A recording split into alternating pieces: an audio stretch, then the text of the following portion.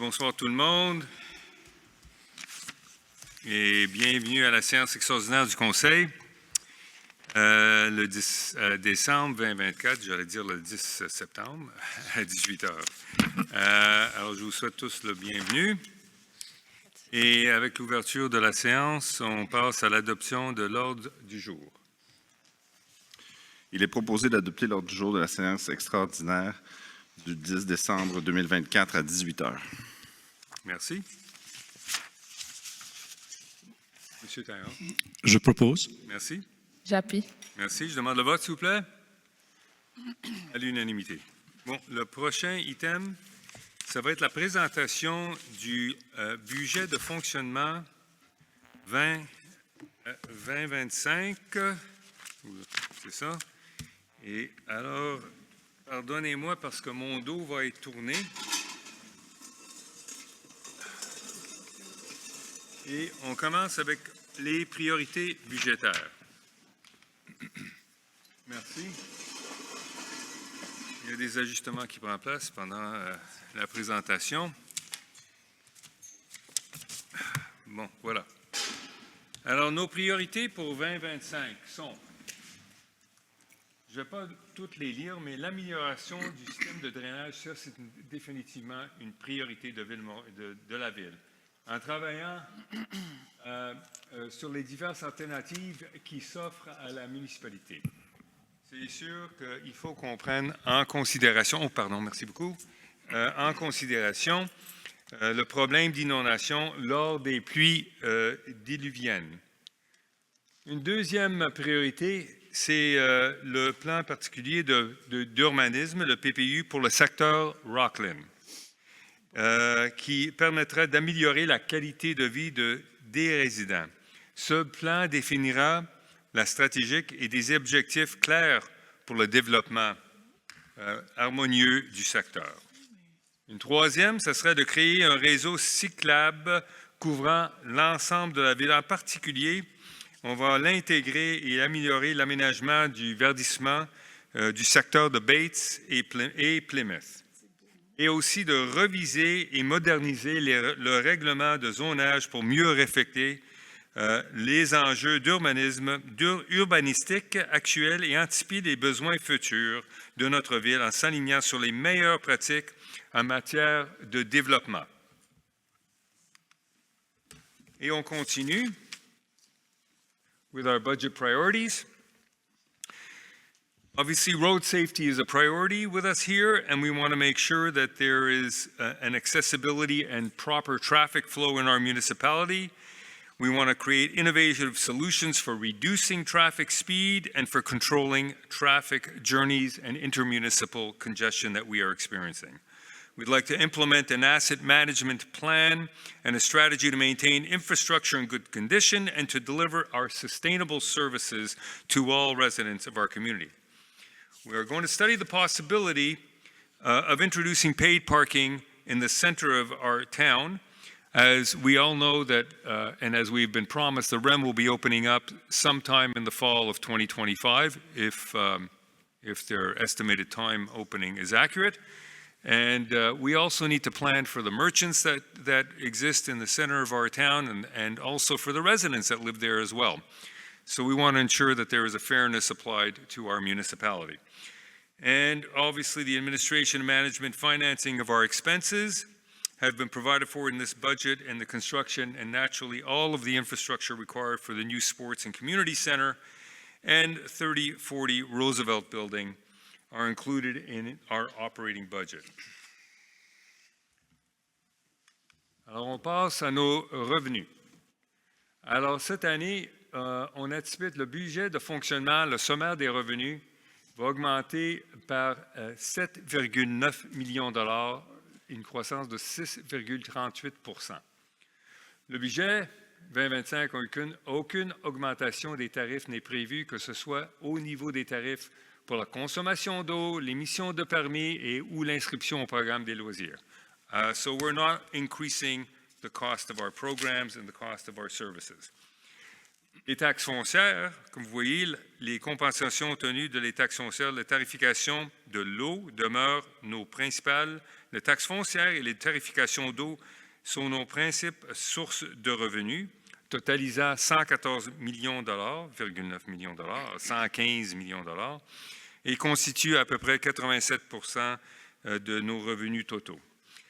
Un revenu additionnel de à peu près 500 000 dollars et grâce à une tarification que nous avons pour le fonds de prévoyance est dédié à la passerelle de Royal Mount. Alors ça, c'est un fonds de roulement, c'est une taxe qui est basée sur tous les immeubles à Royal Mount présentement, qui va créer un fonds pour l'entretien de la passerelle Royal Mount.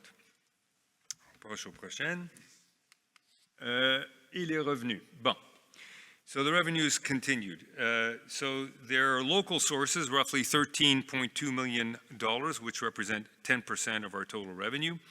And these are forecasts from a reduction, and these forecasts for the revenue are down from 2024. And the reason for that is it's a forecast reduction in construction permits. There has been less construction going on in our town. Clearly, higher interest rates and inflation had an impact upon that. A lower number of real estate transactions took place in the municipality, so therefore mutation taxes were much lower and anticipated to be lower. Lower budgeted interest income. As interest rates started to come down, we also were impacted by that on any of our surpluses that were invested. And a decrease in revenue from recreational activities, mainly due to the closing of the Pierre Laporte pool, which had a considerably active pool program that contributed quite a bit to our recreational revenues. We have obviously our government transfers that we're going to be receiving of $2.5 million, which represent 1.9% of our budget. And there is revenues delegated from other services that have been increasing, which is included in our budget, which represents roughly $1.2 million that we receive. Alors, d'où ça vient? Alors, les taxes foncières. On a, pour 2025, on a calculé 111 millions de dollars des taxes foncières. La tarification d'eau, comme je viens d'expliquer, 3 millions de dollars. Le fonds de prévoyance, c'est ça qui concerne la passerelle, le fonds de prévoyance pour la passerelle à Royal Mount. Le paiement en a lieu à des taxes. Ça, c'est des taxes, en effet, qui viennent, le 700 000 $, en effet, ça vient des églises, des écoles, etc., des bâtisses qui appartiennent à des institutions, et des consulats, etc., et ont été compensés par le gouvernement de Québec et fédéral sur ça. Et ça, c'est les revenus qu'on reçoit de ça. Des services à des organismes, ça, c'est... Ça concerne de l'eau, etc., le fournisseur qui nous fournit de la chlorine pour notre eau, les services aux organismes. Prochainement, les réseaux artériels agglomération de Montréal. Alors ça, ici, ça c'est... on est compensé pour les connexions et le réseau artériel de Montréal, les réseaux d'égouts et d'eau qu'on reçoit. Madame Carl, si vous voulez... On a un projet, où on prévoit un programme de nettoyage sur le réseau d'égouts artériels et donc les dépenses associées à ça parce que c'est le réseau artériel nous sont remboursées. Donc, on est en discussion avec l'agglomération de Montréal sur le dossier. Nous, on prévoit une dépense de 1,167 900 000. Si l'agglomération de Montréal n'est pas en accord, mais peut-être qu'on va s'entendre pour faire un projet de 800 000 et c'est 800 000. Donc, peu importe la dépense, on a un revenu équivalent. Donc, ce n'est pas une dépense directe pour la ville, c'est une dépense avec un revenu associé. Merci. Et prochainement, on a autres revenus des sources locales qui comprend les projets de construction et les revenus de loisirs que nous recevons ici à Ville-Royale. Et la dernière, naturellement, ça fait partie des contributions des promoteurs qui faisaient part le résidu des projets de Royal Mount. Je passe au prochain. Oui, parfait. Bon, we have used our accumulated surplus. In 2024, we had used $4.4 million of our accumulated surplus, and this year, Council voted in $3.6 million to use of our accumulated surplus. And some of our financial reserves and reserve funds were using $100,000 of that for a total of $3.7 million, which basically is lower by almost $2 million from the prior year. Quite efficient. Et là, maintenant, nos dépenses. Alors, pour cette année, on a calculé une augmentation de la variation, c'est 6 millions de dollars. Alors, cette année, en 2025, on parle de 136 millions de dollars de dépenses. Alors, une augmentation de 4,6%. So there's a growth in our share of the contribution to the agglomeration of Montreal and the CMM of $2.3 million, roughly 3%. There's an increase in our payroll and mandatory employee costs and employee benefits of roughly 4.8%. That represents $1.5 million. We're very pleased that we've settled contracts with our blue collars, white collar workers, and all have been signed, and everybody's in place and happy. Increase in the cost of external contracts, definitely inflation impacted, which is an increase of approximately 3%. Expenses related to certainly to the inspection and cleaning of our aglo water and sewer lines, and this expense is offset by an equivalent income from a third party, which is, go ahead, Mrs. Couch. This is the amount that I had just mentioned previously. Yes. Thank you. Alors, en détail, les détails de nos dépenses. On peut voir l'augmentation, finalement, on voit ici, dans le fond, à 136 millions versus 130 millions. Alors, les gros montants, on parle de l'administration en général, la sécurité publique, these are self-evident. Le transport, ça, c'est les travaux publics, etc., tout le camionnage du transport, des travaux publics, etc. L'hygiène milieu, on parle ici de la distribution d'eau ici à la ville de Montréal, l'eau potable. Le santé et bien-être, ça c'est attends une minute, le santé et bien-être, ça c'est les services de communauté que nous avons dans les loisirs, qu'on aide avec des personnes qui sont âgées, aînées, etc. On les donne des services chez eux et c'est vraiment très, très, très bien apprécié. Aménagement d'urbanisme, mais ça c'est les permis, etc. d'urbanisme. Et les coûts de tout ça reliés à l'urbanisme et la construction ici à Ville-Montréal. Les loisirs et culture, nos dépenses là représentent 18,6 millions de dollars.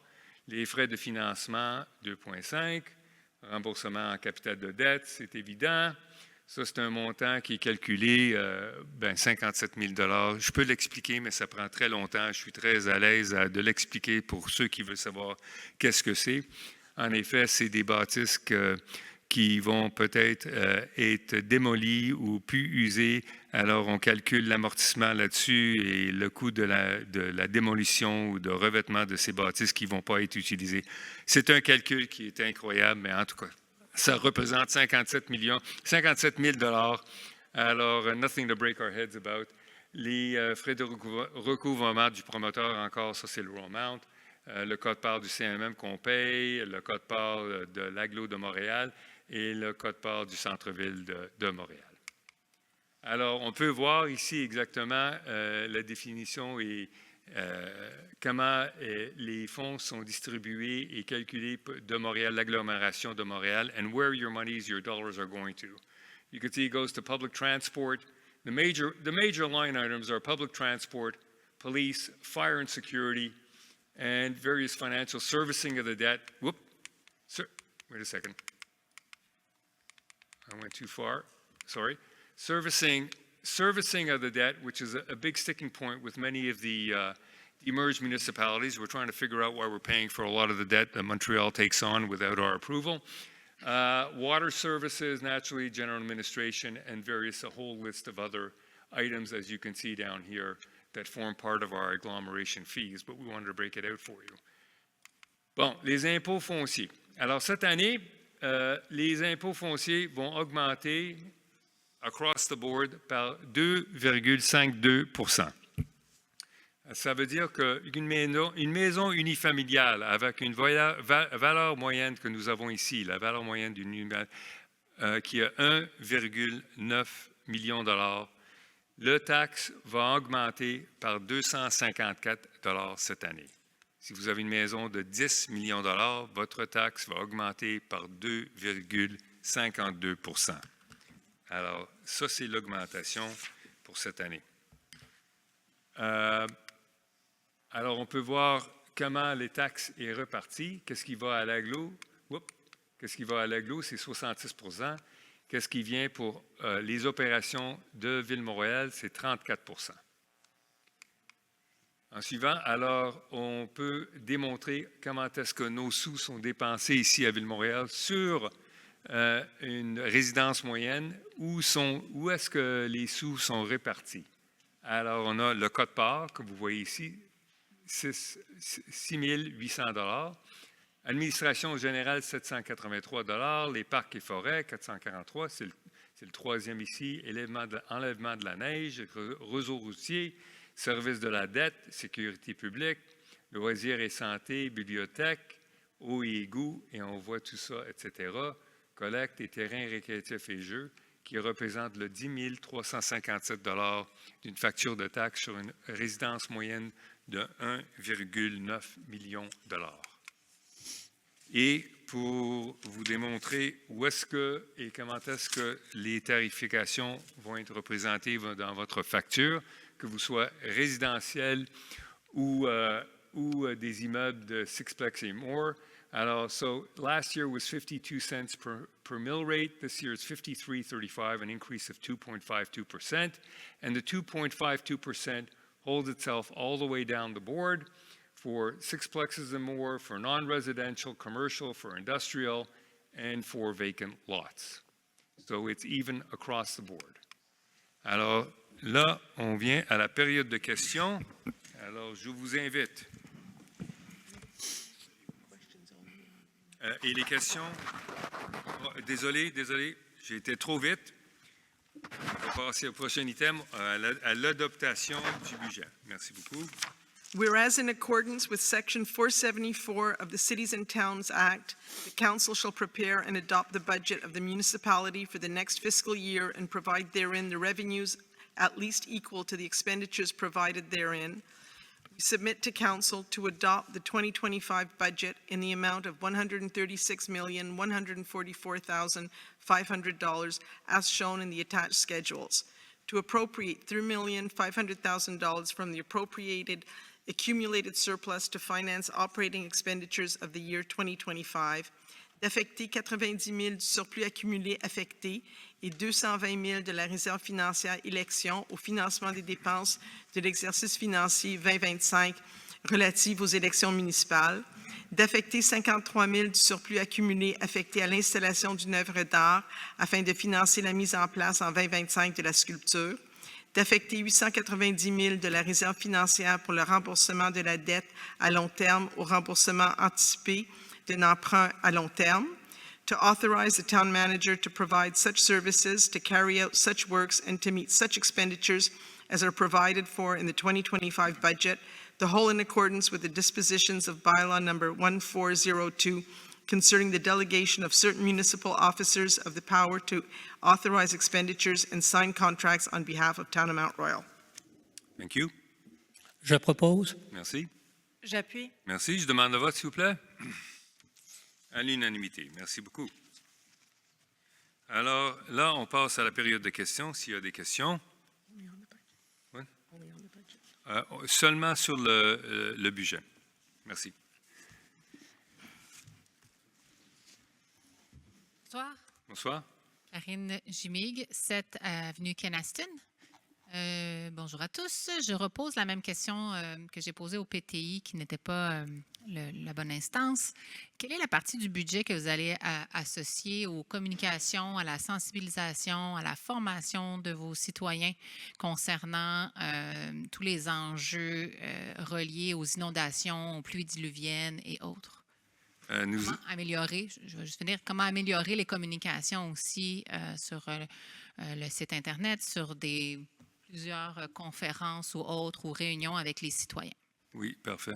On a un budget de communication et ce qu'on avait fait, comme la dernière fois, on était impacté par les inondations. On a pris l'initiative d'engager des professionnels pour nous donner de l'aide, surtout pour nous expliquer, d'aider notre département d'ingénierie concernant tous les égouts, le système d'égouts. On a eu des présentations pour la population, on a préparé des pamphlets, on a constitué tout ça. Et le montant du budget que ça va prendre dans la communication va toujours être là dans nos budgets de fonctionnement, d'opération, pour être sûr qu'on va être qu'on pourrait effectivement d'aviser, de prévoir et d'avance les résidents pour être sûr qu'ils soient toujours au courant de ce qu'on fait. Même quand on fait de la construction, comme vous le savez, si vous allez sur notre site Internet, il y a comme une carte qui peut démontrer où tous les travaux vont prendre place. On va être sûr qu'on va travailler là-dessus aussi pour la simplifier un petit peu plus pour les résidents quand on parle des égouts, etc., qui va leur impacter directement. Alors, absolument, je ne peux pas vous donner un chiffre parce qu'on ne veut pas limiter le montant pour communiquer avec nos résidents. Présentement, on a un petit enjeu parce qu'il y a le Canada Post qui sont en grève et puis c'est difficile.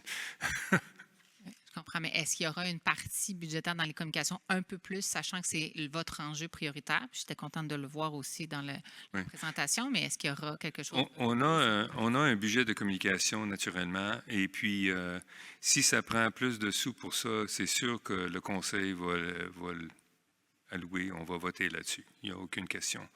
On a déterminé un montant. C'est difficile de dire, écoute, on va mettre 5 millions de dollars sur la communication, qu'on n'a pas besoin de mettre 5 millions. Mais on va utiliser tous les réseaux. On étudie ça maintenant, présentement, pour la communication, pour être sûr que la manière qu'on communique avec nos résidents va être efficace, absolument efficace, et que le monde va prendre. Tu sais, parce que souvent, on envoie des pamphlets aux résidents en leur expliquant qu'il va y avoir des travaux dans leur coin. Et qu'est-ce qu'ils font avec ça? Ils prennent le pamphlet, puis ça se trouve dans le recyclage, ils ne l'ont pas lu. Puis ils disent, « Hey, tu n'as jamais dit. » Mais je peux vous montrer, là. Alors, ça, c'est un des petits enjeux que nous avons. Éducation, c'est ongoing process, comme on dit. Excellent. Merci. Plaisir.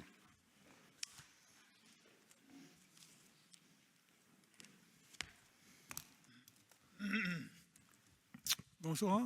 Bonsoir. Claude Demers, 536 Dawson. Quand on voit la construction de nouveaux édifices, qui décide du montant de taxes que ces nouveaux résidents vont payer? Est-ce que c'est le promoteur ou c'est la ville? Je veux juste être sûr de votre question. Qui décide le montant de taxes sur quoi? Présentement, il y a un édifice en construction de sur Lucerne. Là. Oui. Les nouveaux résidents, ils vont payer des taxes. Oui. Qui décide du montant que ces gens-là vont payer? C'est basé sur une évaluation par Montréal, comme nous autres, comme nos résidents ici, nos résidences ici. Il y a une évaluation triennale ici qui est faite par la Ville de Montréal. Alors, c'est leur département d'évaluation qui fait ça. Comme Royalmount, il va y avoir une évaluation sur Royalmount, sur le centre commercial. Et ça, c'est fait par Montréal. Maintenant, prenons l'édifice qu'il y a là, sur Lucerne qui est en construction depuis longtemps. Là. Oui. Les taxes que ces gens-là vont payer, vous n'avez rien à dire, si je comprends bien. C'est le promoteur qui va dire dans un condo à 800 000, les taxes sont X. C'est le promoteur qui décide ou c'est vous? Non, c'est la bâtisse en entier qui est évaluée. La bâtisse en entier est évaluée, OK, qui est là. Comme vous parlez plus fort seulement. Oui, c'est la bâtisse qui est là, qui est évaluée par Montréal, OK? Et cette évaluation est repartie sur tous les résidents. C'est comme ça. La valeur de chaque condo a une valeur et il paye le même taux que vous payez chez vous calculé sur la valeur, Valeur. de leur bâtiment. Donc, ils payent tous le même taux et c'est calculé sur la valeur de leur propriété. Donc, ce n'est pas une question que c'est un nouveau résident.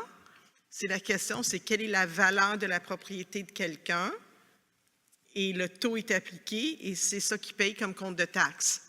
OK.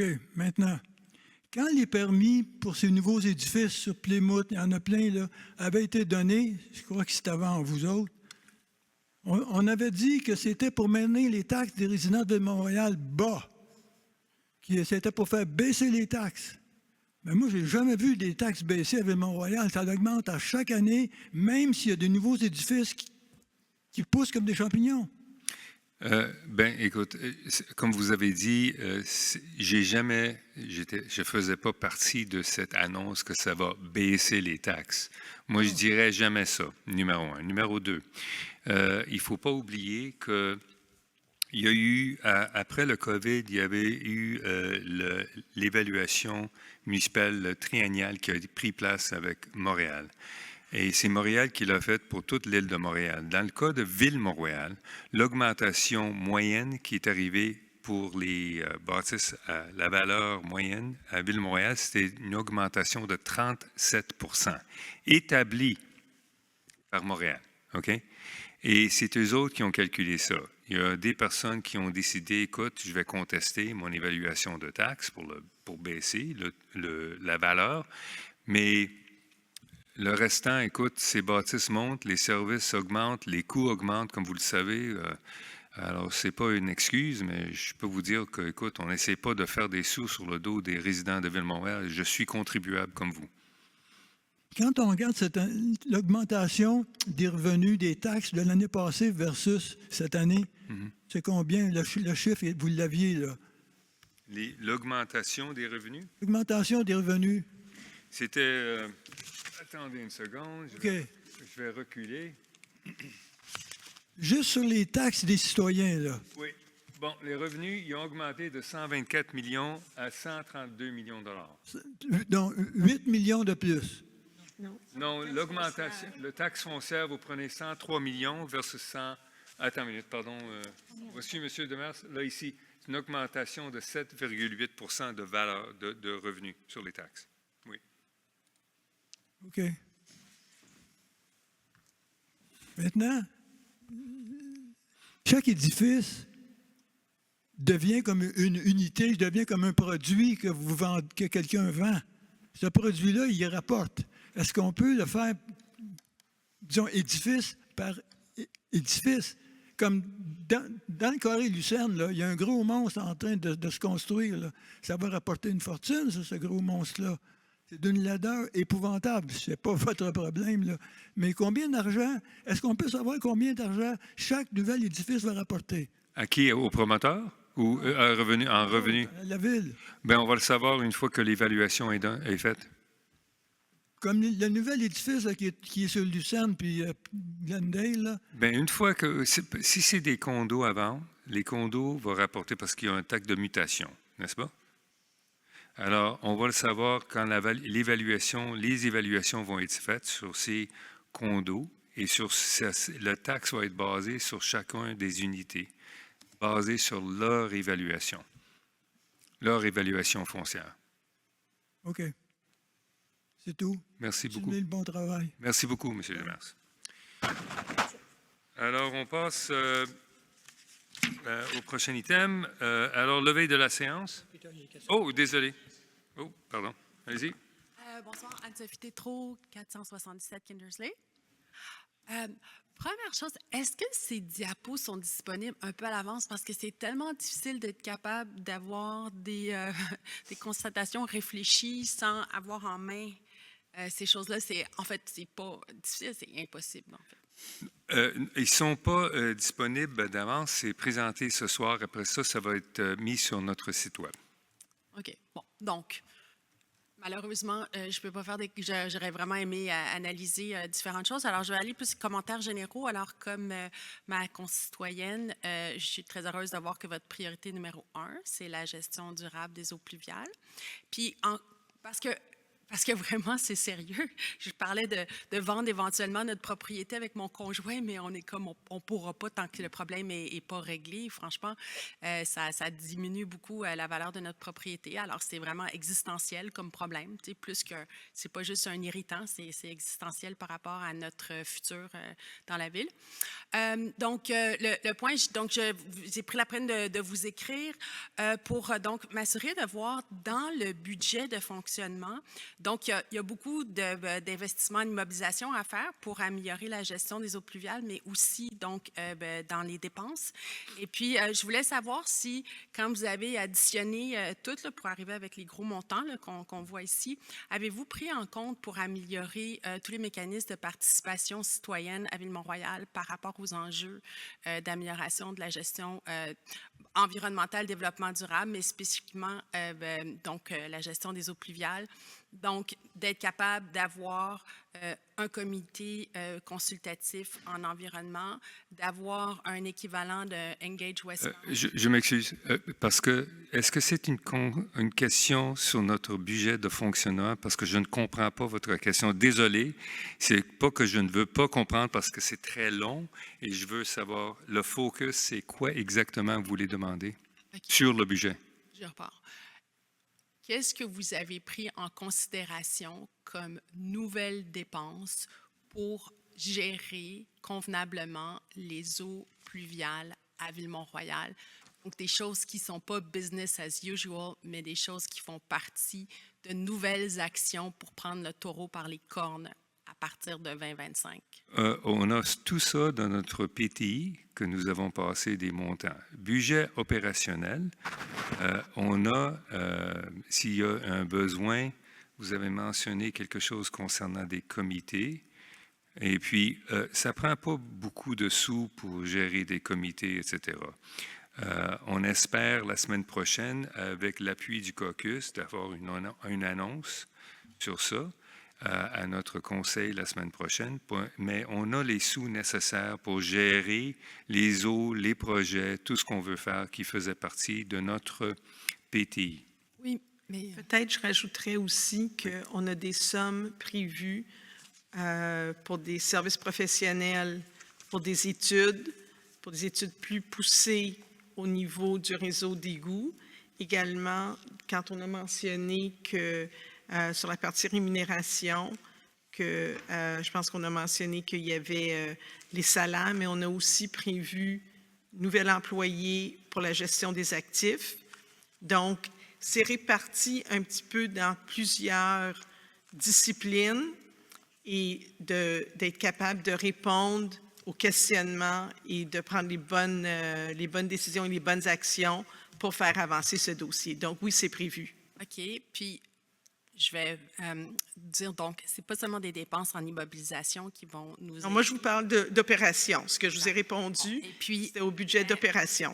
Oui. Et pour la participation citoyenne, alors, non seulement dans un comité, mais d'avoir un équivalent d'une plateforme de participation citoyenne. J'ai donné en exemple dans le benchmark, si on regarde Westmount, c'est quand même des sous significatifs d'implanter un mécanisme de cette sorte-là et de faire appel à des firmes conseils stratégiques spécialisées pour la communication avec les citoyens. Parce que comme vous le dites, Monsieur le maire, c'est pas juste un dépliant qu'on va mettre à la porte, qui va être mis dans le bac de recyclage, qui va faire qu'on va réussir à aller chercher plus de connaissances des citoyens puis d'engagement par rapport à tous les changements qui doivent être faits pour la gestion des eaux pluviales. C'est pas seulement la solution, c'est pas seulement d'ouvrir les rues puis de mettre des égouts. On le sait que c'est plus. Alors, qu'est-ce que vous engagez de plus par rapport à ça pour aussi aller chercher la participation citoyenne? Vous parlez d'un projet, écoute, on a un budget qu'on vient d'approuver pour 2025. Dans ce budget, on a des sous et on a des professionnels et on a mis des sous pour d'engager d'autres personnels. Alors, c'est ces personnels qui vont travailler très fort sur notre système d'égouts, notre système de développement durable, les changements, l'impact du changement climatique. Et la semaine prochaine, on espère de revenir avec d'autres informations pour les résidents. Et puis, on va voir qu'est-ce qui est nécessaire pour avancer dans ces projets qui vous préoccupent beaucoup. Effectivement. Puis, donc, à part les firmes de consultation et les moyens d'éduquer la population, il y a aussi d'adhérer au programme d'excellence en gestion des eaux pluviales de Réseau Environnement. J'en avais parlé. Mais sauf que, est-ce que je peux vous juste, parce qu'il faut qu'on discute du budget de fonctionnement ce soir. Et vous parlez d'un projet en particulier qui est l'environnement, changement climatique, des processus, etc. Et je crois on a mis des sous de côté pour avoir ça. Je ne sais pas comment répondre à votre question. On a réfléchi tout là-dessus. Vous avez rajouté On est membre de Réseau Environnement. On est membre de depuis tous des ces réseaux, oui. années. Ça fait des années. Oui, mais c'est plus que ça, c'est le programme d'excellence également.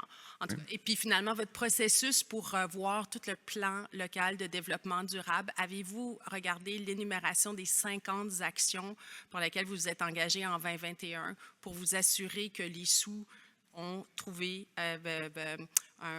une ligne pour être alloués? Est-ce que vous avez fait l'exercice? Comment vous faites votre exercice année après année par rapport à tous ces engagements-là? Vous en avez 50. Oui, Mme Couch, on n'a pas fait. On a notre plan de développement durable. On n'a pas fait tous les 50, c'est sûr, c'est impossible qu'on coche à côté de chacun, mais il y en a énormément qui ont été faits. On parle là-dedans des bornes électriques, on les prévoit, de bonifier le réseau vélo, donc plusieurs.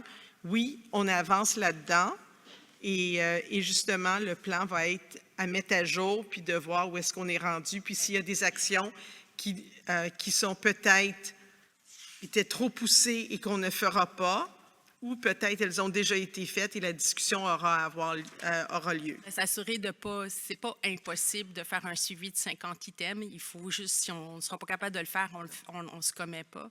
Donc, moi, je me serais attendue à ce que ça soit énuméré de façon exhaustive et puis que ça a été pris en compte pour les dépenses budgétaires de 2025 pour ce qui est à faire. Je vous remercie. Merci.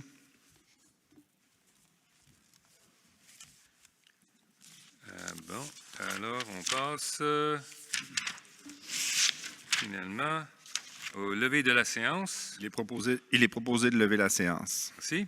Je propose. Merci. Merci beaucoup. Je demande le vote, s'il vous plaît. À l'unanimité. Merci beaucoup.